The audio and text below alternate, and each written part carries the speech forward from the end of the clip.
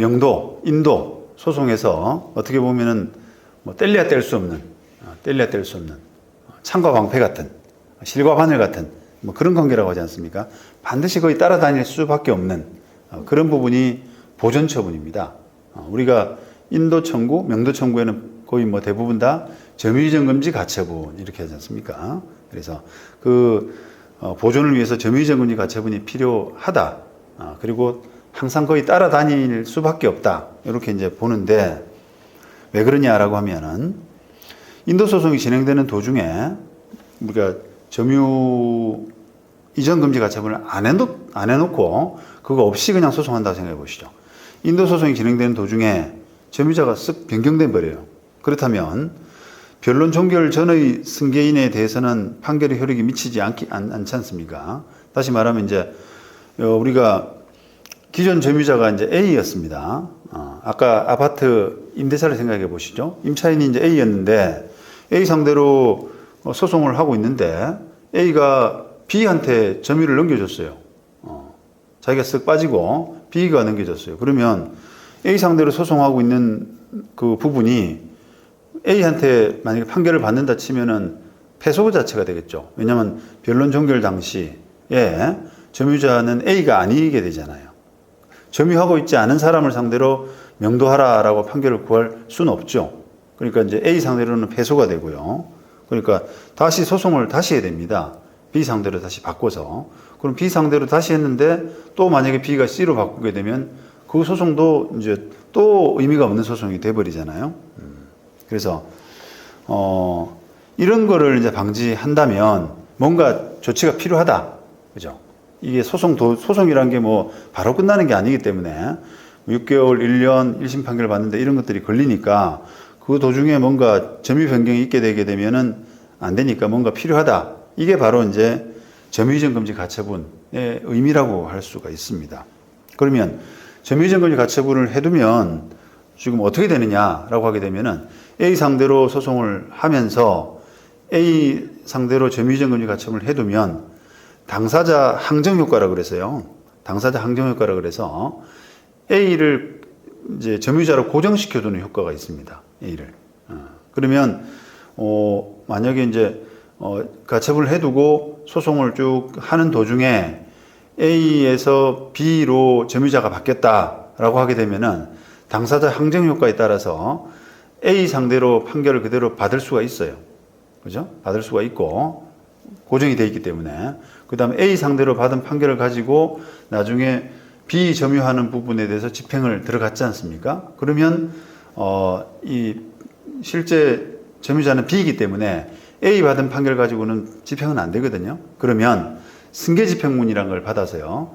B 상대로 승계집행문을 받아서 요거는 별도 뭐 명도소송을 새로 해야 된다는 뜻은 아니고 승계집행문이라고 하는 신청 절차인데 간단한 절차입니다. 예를 들면 시간은 뭐 한 보름이나 한 달 정도 걸리는 그런 절차라고 할 수 있는데 지금 A에서 B로 바뀌어 있더라. 그래서 그게 이제 점유이전 금지 가처분 이후에 바뀐 사람이기 때문에 승계집행문 대상이다라고 해서 B 상대로 승계집행문 발급받아서 그 B를 상대로 집행을 할 수 있는 이런 구조가 나오거든요. 그래서 아까 점유이전 금지 가처분을 안 했을 때 그런 이제 폐단, 불편함 이런 부분이 이제 없어지게 되는 거죠. 자, 대법원 1999년 건물 명도 사건인데요. 자, 201호, 202호에 대한 점유이전 금지 가처분 집행 이후 점유자인 피고들을 상대로 승계집행문에 기한 집행 대신에 다시 명도소송이 제기된 사안 이렇게 했습니다. 자, 우리가 201호, 202호에 대해서 명도소송을 합니다. 그런데 A를 상대로 지금 소송을 하면서 A 앞으로 점유이전 금지 가처분을 집행을 했어요.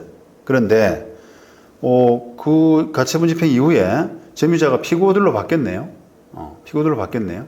그러면 우리가 보통은 어떻게 하느냐라고 하게 되면 A 상대로 그대로 재판을 유지하면서 A 상대로 판결을 받습니다.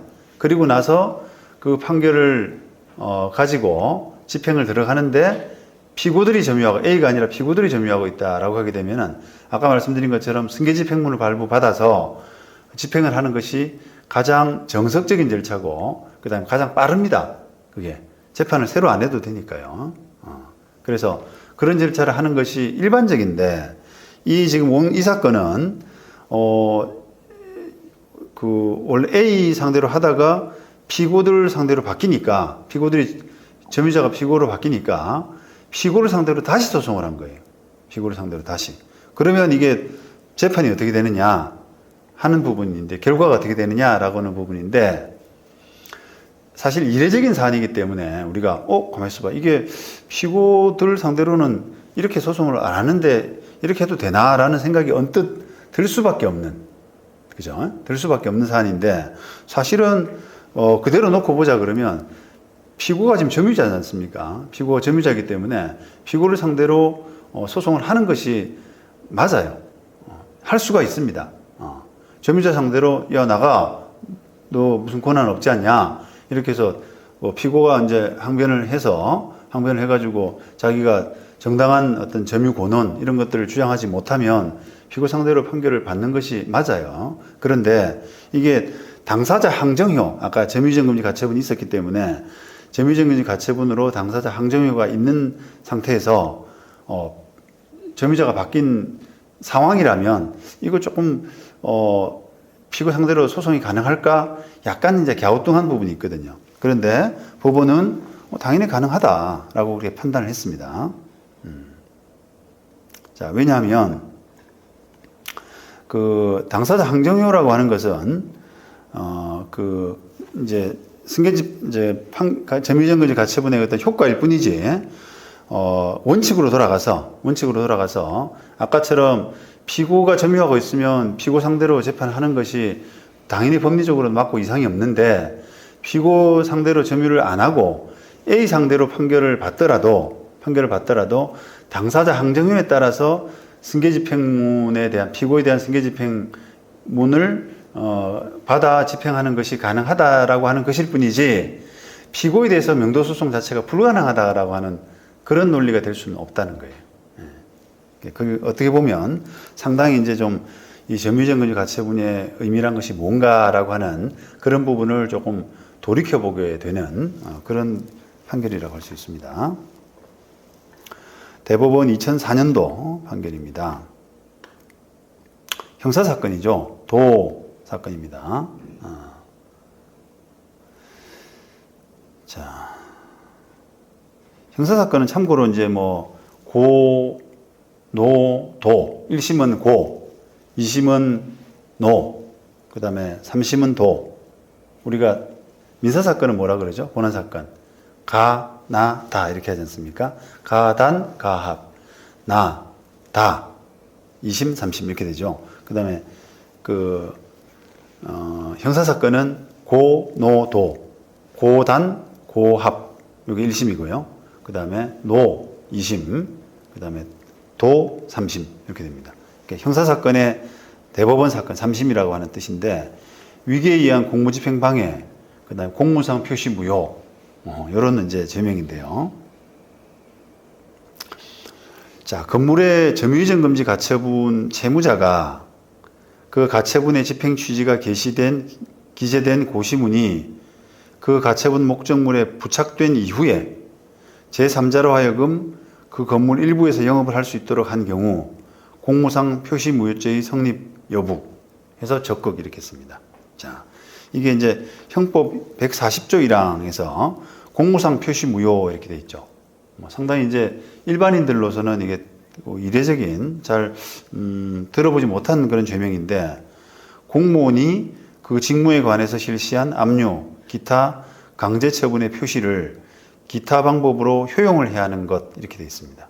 효용을 해야 하는 것 이렇게 돼 있는데 우리가 지금 보는 점유이전금지 가처분 이후에 점유이전금지 가처분이라고 하는 것은 그 집행관이 그 다른 사람한테 넘겨서는 안 돼라고 하는 그 가처분의 집행 취지 고시문을 그 점유이전금지 목적물에다가 딱 부착하는 행위를 말하는 거잖아요. 그런데도 불구하고 다른 사람한테 넘겼다, 점유를 넘겼다라고 하게 되면은 아까 우리가 이야기했던 그 당사자 그 항정형, 당사자 항정형, 그러니까 넘기더라도 넘기지 않은 것으로 본다, 볼 수 있다라고 하는 당사자 항정효라는 민사적인 효과뿐 아니라 형사적인 처벌까지 가능합니다. 뭘로? 공무상 표시무효로. 표시무효로. 그러니까 이 사건은 이제 고시문 개시 이후에 제3자로 하여금 영업할 수 있게끔 이렇게 했잖아요. 그거는 이제 공무상 표시무효가 된다라는 겁니다.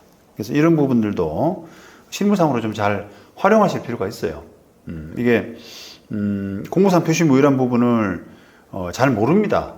잘 모르고 그냥 무단으로 막 이제 전매증권자 가처분 이후에 집행 이후에 새로 들어가기도 하고 하는데 뭐 채권자 쪽이든 아니면 채무자 쪽이든 그런 부분을 잘 모르기 때문에 이런 부분 활용을 잘 못하는 경향이거든요. 근데 이게 엄연히 형사처벌 대상이라는 거예요.